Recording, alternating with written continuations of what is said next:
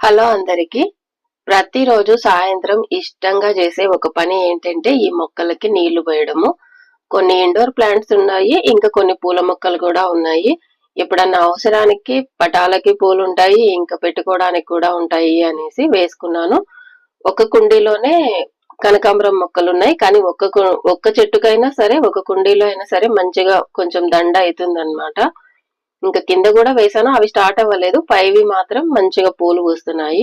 ఇంకా తోటకూర విత్తనాలు ఉంటే వాటిని కట్ చేసి ఎండబెడుతున్నాను. ఈ తోటకూర ఎక్కడంటే ఎక్కడ మొలుస్తుంది, కానీ మనకి కావాల్సిన టైంలో కావాల్సిన ప్లేస్ లో వేసుకోవాలి అంటే విత్తనాలు ఉండాలి కదా అనేసి వాటిని కట్ చేసి ఎండబెట్టాను. ఇంకా ప్రతిరోజు సాయంత్రము ఈ చెట్లకు నీళ్లు పోయాలి. ఇక్కడ మీకు కనబడుతున్న ఎర్ర పూల చెట్లు ఉన్నాయి కదా, అవి ఏనుగుతొండం పూలు అంటారండి.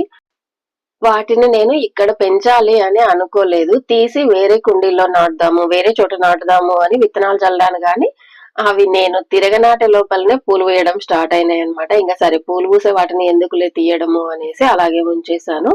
చిన్న కుండీలో అయినా సరే పూలు బాగా వస్తున్నాయి, ఇంకా దేవుడికి కూడా బాగుంటాయి, ఇంకా ఇంటి ముందర చూడడానికి కూడా అందంగా ఉంటుంది కదా అని అలాగే వదిలేసాను.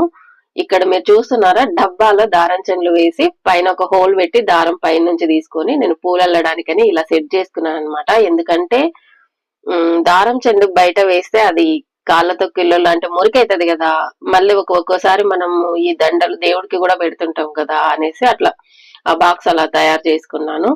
ఇంకా దారం కూడా చిక్కుపడకుండా ఇట్లా లాగే కొద్దీ వస్తుంది కదా, పూలు అల్లడానికి బాగుంటుంది అని చేసుకున్నాను. ఈ దండ అల్లే పని ఎలా నేర్చుకున్నానంటే, చిన్నప్పుడు ఏవన్నా ఆకులు తీసుకొని ఇలా దండలాగా అల్లేదాన్ని. ఎందుకంటే మనకి పువ్వులు ఎవరు ఇవ్వరు అనమాట, అంటే నీకు అల్లడం రాదు, వేస్ట్ అయిపోతుంది కదా అనేసి. ఇంకా చిన్నప్పుడు ఆడుకోవడానికి ఏం లేనప్పుడు ఇట్లా ఆకులు తీసుకొని వాటిని దండలాగా అల్లేదాన్ని అనమాట. నేనే కాదులేండి, నా ఏజ్ లో ఉండే పిల్లలందరూ అలాగే చేసేటోళ్ళు. అది ఆడుకోవడం ఒక రకంగా చెప్పాలంటే. ఆ రకంగా ఈ పూలమాల అల్లడం నేర్చుకున్నాను. మీకు ఇలాంటి మెమరీస్ ఏమైనా ఉంటే తప్పకుండా కామెంట్ చేయండి. Thanks for watching.